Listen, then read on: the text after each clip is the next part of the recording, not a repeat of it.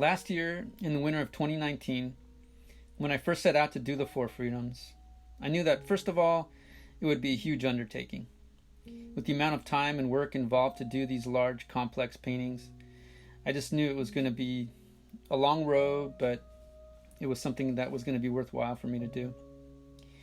I knew I wanted to make them as authentic as possible by using models who represented the reality in America today. So that was fun and challenging to set up time with everyone and get everyone involved and everything else. All the preparatory work, the sketches, the compositional considerations, it was all really important for me. It was a big honor and responsibility to pay homage to my art hero, Norman Rockwell. By re-envisioning his compositions, which I wanted to paint, as the same size as his originals from 1943, 45.5 inches by 35.5 inches. I didn't want to ever compare myself to him. I felt deeply that I'd really enjoy diving into this project, though, knowing I'd be reinventing his work with a fresh perspective. And the subject matter on this painting is one that is particularly relevant for me. I thought that the new paintings might be culturally significant, but little did I know to what extent their relevance would take since the events of 2020 have unfolded.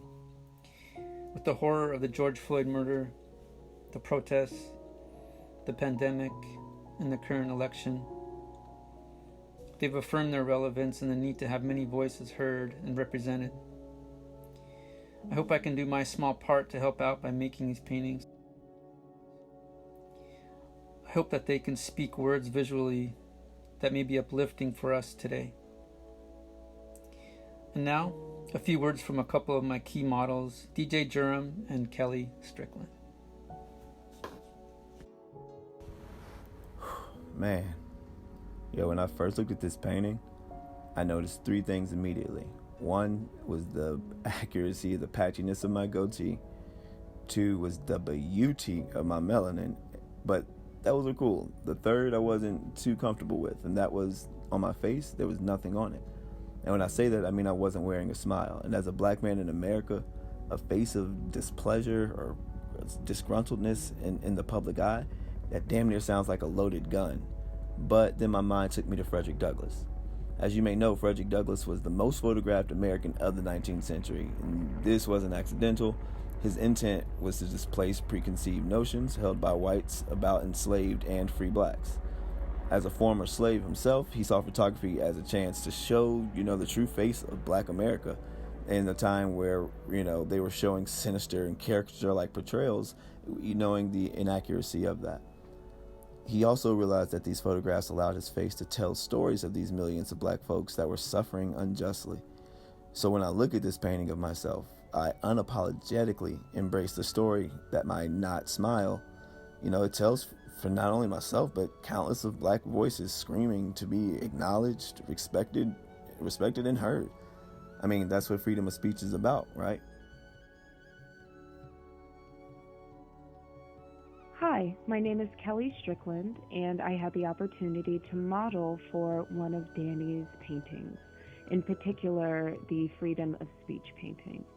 This was my first time modeling, and the experience was really calm and easy, and it was really interesting to see the process that he goes through in order to create angles and how he uses light.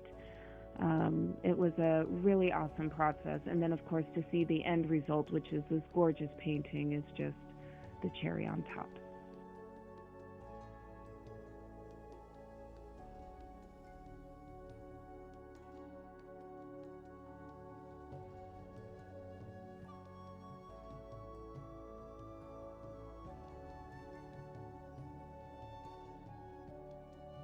I hope you enjoyed this little behind-the-scenes peek into the making of my new Four Freedoms.